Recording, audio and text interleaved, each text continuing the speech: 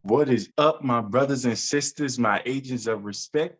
It's your boy Trey Johnson back with another episode of the No Disrespect But podcast. And to all of my members of Spurs Nation, we fucking got him. We fucking got him. Number one overall pick, baby. And man, it's been a journey. Um, Obviously, for those of y'all outside of our small circle, here in San Antonio Spurs fandom land. Um, it's been trying, man. Shit, for pretty much most of my life, up until my 20s, the Spurs were winning. They were a winning organization. They were either winning championships or in the championship hunt in the picture. And man, these past 4 years have been trying. The era of not being good enough to compete for championships, but also not being bad enough to get the top prospects in the NBA drafts, missing out on a lot of talent that has come out in the past few years. Not to say that the guys like, Keldon and Devin and even Lonnie to an extent that we've been able to get over this time in the post Kawhi arc of our history right now. But we've gotten some good players. We got some good guys to help build and continue to grow. But you got to understand, we never really felt like, hey, we're putting together a championship roster, which truly, at least for my generation of fans that kind of grew up in the Tim Duncan era, was very foreign. I know some guys, pre David Robinson in '87, and even though, you know, they had some years where they weren't winning titles, they were still competing. So you still had some up until David Robinson got hurt. You had some pretty good years where you were at least competing and in that hunt. And one of the teams that year in year out they were like, hey, the San Antonio Spurs might come out of the West. It never really materialized until Tim Duncan got drafted, and he changed the fortune for 20 years. And so someone like me who's 28, that's all I knew for a long time. And so to really endure that, it was trying. I would say that as a fan, and you have, certain members of the fan base that were obviously they were upset we were losing, but they thought it was the time to move on from Coach Pop, that he had ran his course, that he had run Kawhi away, and without Tim Duncan, he was nothing, and that he couldn't build that program. But and there were even some murmurs that, hey, the Spurs won't get the top pick because there's no way Victor Wembanyama is going to want to play for the San Antonio Spurs. There's no way Adam Silver will want the most generational prospect, some are saying, since LeBron James 20 years ago. There's no way that Adam Silver, Commissioner Adam Silver, is going to want this young man growing into the game behind this militant male practitioner, as some folks like to fondly call Coach Popovich. There's no way that Adam Silver would want that. Well, 7 o'clock Central Time, 8 o'clock Eastern Time, the lottery started. And, leading to that moment, leading to this season, the Spurs moving on from Derek White the season before and moving on from DeJounte Murray, who we all thought was going to be our franchise player, and moving on from him and trading him to the Hawks, it really signified that, hey, we're rebuilding here, and we're going to go full on this thing. Now, I think part of that rebuild, they assumed Josh Primo, who got into some trouble, I was going to be a part of that, but he got into some trouble and did some things that weren't part of our standard.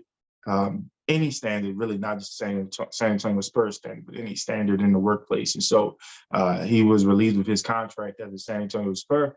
And, shout out to the guys, the young guys, Trey Jones, Devin Vassell, Keldon Johnson, Malachi Branham, Blake Wesley, Jeremy Sohan, Zach Collins, the big guy, Jakob Perth for what he was able to contribute until the trade deadline, or even Doug McDermott being the consummate professional and leader in that locker room. Josh Richardson, what he was able to contribute before the deadline. And even Devontae Graham coming in with the trade with New Orleans and still coming in, stepping up, being a leader in that locker room to our young guys. And obviously it falls in line with Coach Pop. I mean, you got to think about it. The same way me and some of my generation of fans came up and winning was all we knew. Think about his tenure as the San Antonio Spurs head coach. Majority of his tenure was winning. So for him to kind of swallow that pride he had over the past 4 years where you want to compete, and even if you're not that good to win the championship, you want to compete and make it to the playoffs. Say you made it to the playoffs, and he understood that, hey, we weren't going to win a title anytime soon playing that type of ball. And he had more years as a coach behind him than he has ahead of him. So it was kind of time for him to step out of the way in that sense and let Brian Wright, our general manager, have the reins along with R.C. Buford. And they decided, hey, full on tank. And I would say for me, it was a little bit of an adjustment. Again, I hate losing. I hate watching my favorite team lose. Like, of all my sports teams, this team right here is by far my favorite and the one I'm the most diehard of. So to see them lose was horrible. But I will say, if in a weird way, they lost the right way. And what I mean by that is those guys played their heart out. You know, they did what they could to try to win games. And they learned how to play basketball the right way. They didn't pick up bad habits. And so, you know, all of that gets us to last night, the big moment. And Spurs had the third worst record in the league. So they tied for the best odds to get the top overall pick, I believe, with Detroit and Charlotte. And I knew we couldn't get any higher than 7. So I really started to pay attention once pick 7 hit. And so pick 7, okay, somebody else. Pick 6, okay, let's get past the pick 5, okay. Okay, let's get past pick 4, okay. And I was kind of content with pick 3 because, hey, I can get Wemby, I can get Scoop, I can get Brandon Miller. I really want Wemby, but I'll be okay with Scoop, floor general or Brandon Miller, wing player, probably going to be like a KD in this league. That's just how good he is. He actually plays defense. He's coming in with that and came from a good program at Alabama, what Coach Nate Oates is building. So I'm like, okay, we can do something with that. Then we got past 3. That was Portland. And then it was down to 2. And it was us and Charlotte. And I was like, look, man, y'all done gave Michael Jordan too much. He's gotten too much. He's gotten too much as a player. Hell, to some degree, he's gotten too much as an owner. It's time. It's our time. We've suffered enough. What we went through with Kawhi and with Dennis, the DeMar era, the brief DeJounte Murray era, it's our time, man. And so when the deputy commissioner pulled out number 2 pick being Charlotte Hornets, man, I erupted. I was like a kid again. I was telling my wife, man, I'm so happy right now. I'm jumping up and down like Tom Cruise on the Oprah Winfrey Show because my Spurs have gotten number 1 pick, and we are getting a generational talent.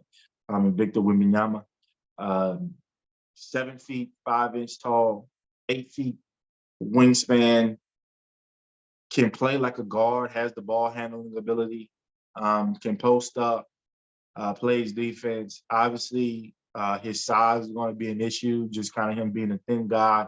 But I trust San Antonio above all else in terms of getting his body right, getting his conditioning right, and putting him in the best position physically, mentally, and psychologically, and even just X's and O's with the game, putting him in the best position to be the best player he can be. And young man, he's excited. I think everybody knows. I think even he knows he's going to the Spurs. Played for Tony Parker, who's a Hall of Famer and former Spur. Has his jersey in the Raptors, so he played for Tony's French team, and so they have a good relationship. He has a great relationship with Boris Diaw, who's also a native Frenchman, but also won that 2014 title with my San Antonio Spurs.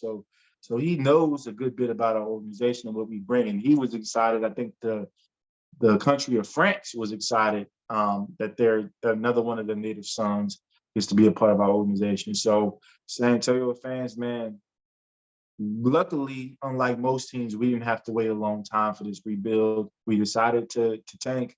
I think now, after that year and a half of bickering and going back and forth, I think it's time for us to kind of come together. Let's embrace the Wemby era together, and let's hope we get back to winning. We might not be at championship level right away. I'm really interested to see what we do in the back end of the draft, also what we do in terms of the draft capital we have in future drafts. I believe we have 13 first round picks over the next 4 years or something like that. Also have, I think, 35 to $40 million in cap space this offseason. So really interested, with Brian Wright having the keys, so to speak, now to make some moves. Really interested to see what he's going to do. So it's exciting time for us Spurs fans. We should be happy, and I think we're going to get back to winning really soon. That's just we prayed for Wemby. Now let's pray for his health. Let's pray for his teammates' health. Let's pray for our coaches' health, and that they can put the proper things in place for us to get back to competing for championships. So go Spurs, go. Now, I do want to kind of segue from that, even though that's a very emotional and happy moment for me with the Spurs getting the number one overall pick and obviously likely getting Victor Wembanyama. This Friday is actually going to be the official start, regular season start of the WNBA. They've had a few preseason games, but now the real deal is going to be starting now. And so I believe they've upped the season games to 40. It used to be 36. I think they're at 40-something games now. So really excited they're going to be kind of expanding that. We get to see more women's basketball, the best of the best in the sport. And if you watch this podcast, I can be very vocal about the WNBA, maybe some of the things I don't think they're doing wrong, or they could do better. But I will say that I do want to highlight some of the things they're doing well. And I think there are some intriguing matchups. There are some intriguing teams coming up this year. There were a good crop of college players that came. Unfortunately, I know some of them were cut, which I know was weird, and people have something to say about that. But still, those that were able to make teams, I think we got some good young talent. We're already looking forward to some of the talent that's coming in next year. But really, just kind of want to focus on this year and maybe just a little preview of some of the teams that I like, and not necessarily doing predictions of what I think is going to be the end outcome or the outcome of this season, but just kind of getting a little brief introduction to the start of the season. I do plan to talk a lot more about the WNBA as we go on. As folks that listen to this, if you're a huge fan of the WNBA, always feel free to reach out. Always want to know more. I will say I love women's sports. I will say I like the WNBA, and what I mean by that is I don't stay invested and watch every single game. I watch some of the teams I know, and then usually around playoff time is when I try to ramp it up and kind of do some research on the teams and where they are.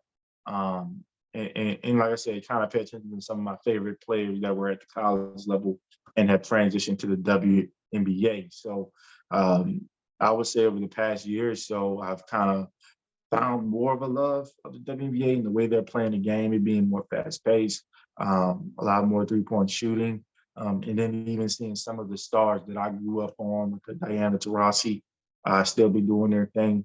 So I'm really excited for this season. And so, I'm going to kind of kick that off. Like I said, this Friday is going to kick off the 27th season for the WNBA. So they've been around a while. And so obviously if you're around that long, you're doing something right. So really excited for that. And so they actually have some pretty good matchups on Friday. The Connecticut Sun, they're going to be playing Indiana Fever, who had the number one overall pick in this year's draft, and they drafted Aaliyah Boston out of the University of South Carolina. So just was talking about Wembanyama and how generational he is in the men's game.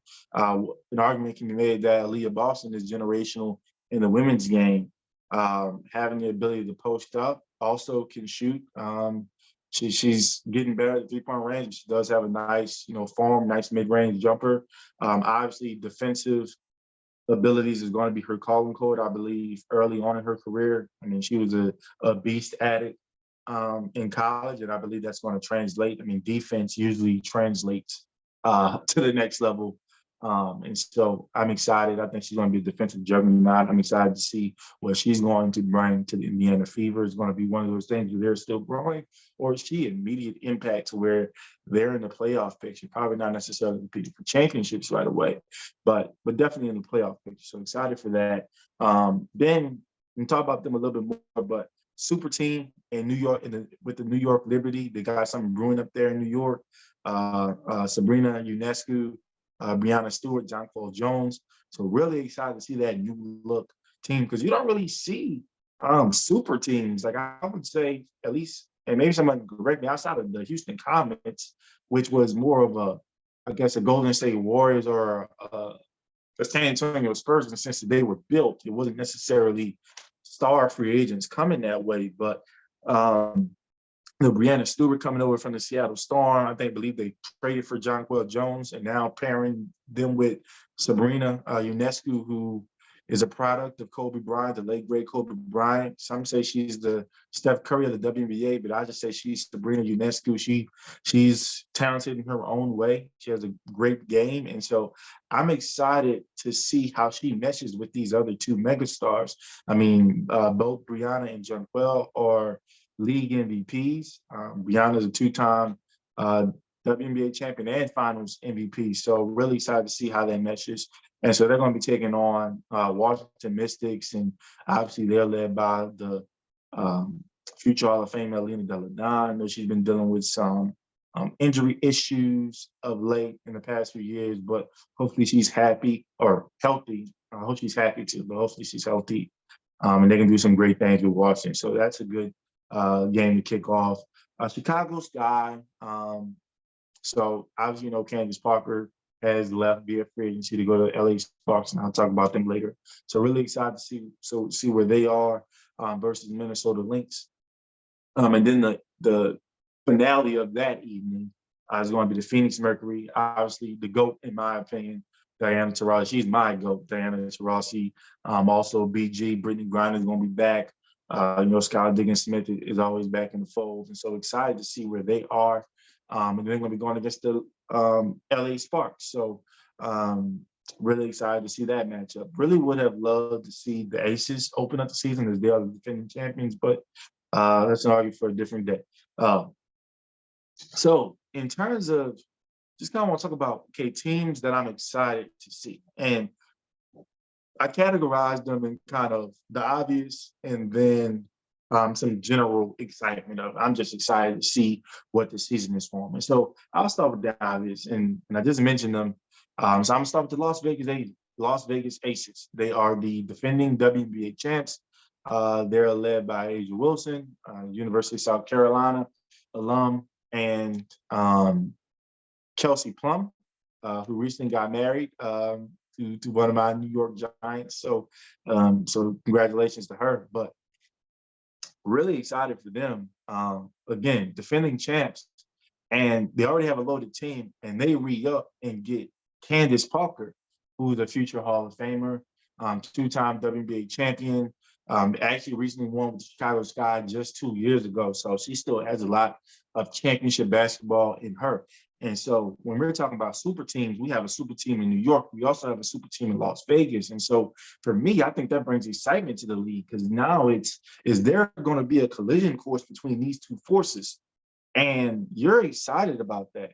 And so I'm excited to see what the Aces are going to do, obviously led by Coach Becky Hammond, Free Becky. She actually just suspended 2 games for apparently it was inappropriate comments to a former player during the free agency period. So she got suspended 2 games, but that won't stop. That won't stop it anything at all. I just think the Las Vegas Aces are a well-oiled machine, and when Becky comes back, I think they're going to go scorch earth on the WNBA. So really excited to see what they're going to be bringing this season, and if they're going to be able to defend their title. They could very well be like those Houston Comets teams or those Minnesota Lynx teams of old, where they were just running the league for 4 or 5 years in a row. So we'd love to see that. There's other team that's an obvious to me, like I said, New York Liberty. Again, another super team. You have one of the best young players in the game, Sabrina Ionescu, and you're pairing her with league MVPs, Brianna Stewart, Jonquel Jones. Like, come on. And the way Sabrina can pass the ball, I think that's one of her most underrated qualities. I'm just kind of looking at, okay, Sabrina Ionescu, career-wise, averages 15, 6, and 5, and is coming off a season where she averaged 17 points, 6 assists, 7 boards. Then you got Brianna, who career-wise averages 20 and 8. And as I mentioned, 2 titles, 2 Finals MVPs. So she wasn't in the passenger seat. She was doing the damn thing. And then John Quell, who averages 13 and 8 for her career, but 2 years ago was the league MVP. So you're adding those 2 folks to someone who's already a juggernaut, and there's already some other young talent on the New York Liberty. So I would say if I had to choose today, I think the Aces and the Liberty are on a collision course, and that's going to be one of the best series we've ever seen in this game. I'm just pointing that out right now. And so obviously those are the choices. I think everybody, even if you're a novice, you don't pay attention to the WNBA really. I think you have a familiarity that the Aces are a juggernaut and that the New York Liberty are building a juggernaut over there. And so really excited to see where these 2 teams have their seasons go, but also where they end up when it's all said and done. And just kind of in terms of general excitement, I'm a big Phoenix Mercury fan. Diana Taurasi, that's my girl. That's my GOAT.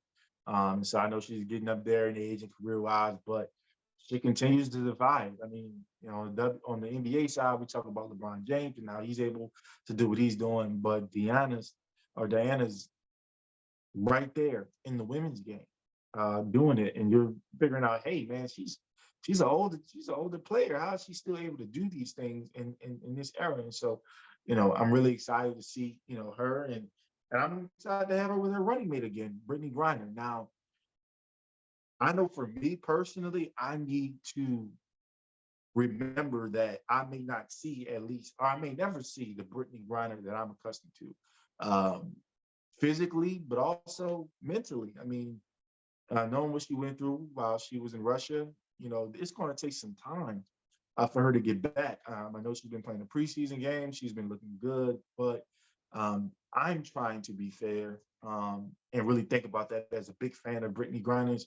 I'm really trying to be cognizant that, hey, she's got to work her way up because these women aren't slouches. They are indeed the best of the best. And so she's gonna have to work her way up to being that top 5 player she was when she left the game or when she was incarcerated overseas. So really excited to have her back, and obviously, like I said, Skylar Diggins Smith there as well. So really excited to see where the Phoenix Mercury end up.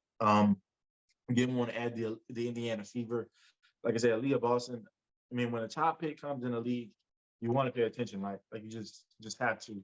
So just to see, not to say that I think they're going to be winning championships or anything like that, but just really excited to see what she brings to the table and what she can bring to the organization. Last but not least, Warner really kind of intrigued by the Dallas Wings, and so they're not a team that I'm necessarily familiar with, but I am a little more familiar with some of their players. So I know Dominic Shields, who was in Phoenix last year, just got traded over there. Natasha Howard's there as well. Enrique Agbunwale, I think I got that right. Somebody please correct me later if I got that wrong, but I know her from Notre Dame. She actually broke my heart. Big UConn fan. Hit the game winner on, and so a big fan of her game. And so they actually, speaking of UConn, they just drafted Lou Lopez Senecal from UConn, who played at UConn last year. So really excited to see her play. And I think I would say probably one of the main reasons why I'm truly intrigued by that team is because I'm near the Dallas area. Um, Most of my life, I haven't really been in a place with a women's WNBA team that I can watch.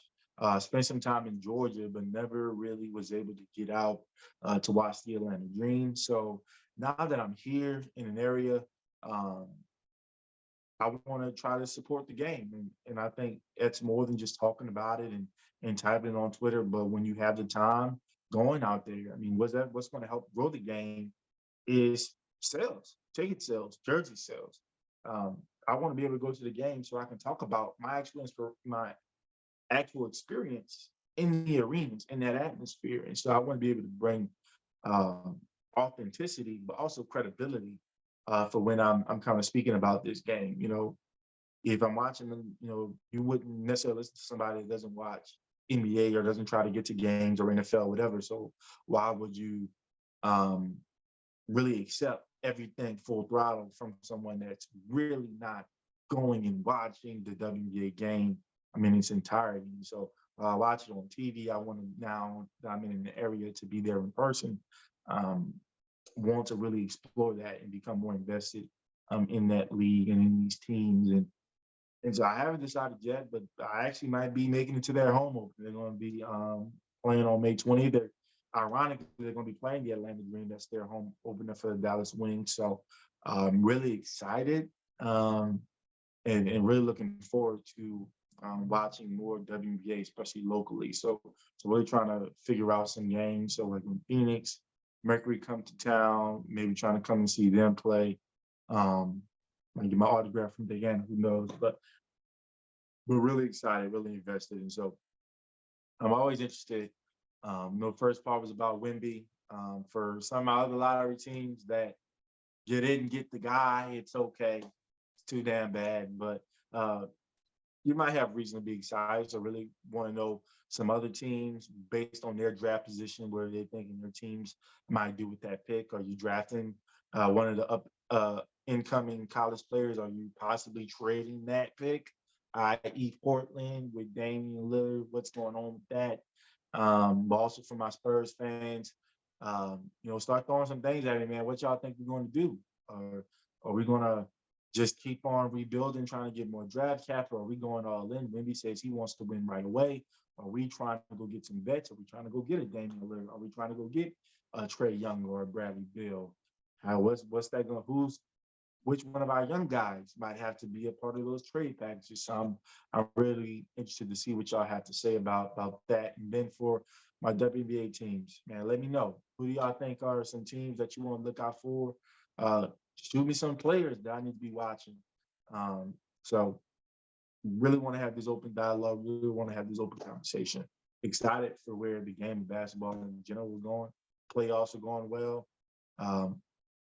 There's a bright future in San Antonio, Texas. I think the sun is shining brighter than it's ever been that way. And then I think the women's game, they have a great chance to capitalize on not only what's been going on in their respective offseason and some of the star players kind of teaming up, so to speak, and making some moves, but also but what the college game has been able to do and be able to introduce us to some of these young ladies in a different light. So not only the players that have been able to come in this year, but what are we going to be able to do for when that crop of 24 and 25 roll in? Because that's some star power for the most part. So really excited, man. So like I said, like I always say, if I offended anybody, that's a good thing. It's an opportunity for me to learn. It's an opportunity for you to educate me. All I ask is that you keep it respectful. Peace.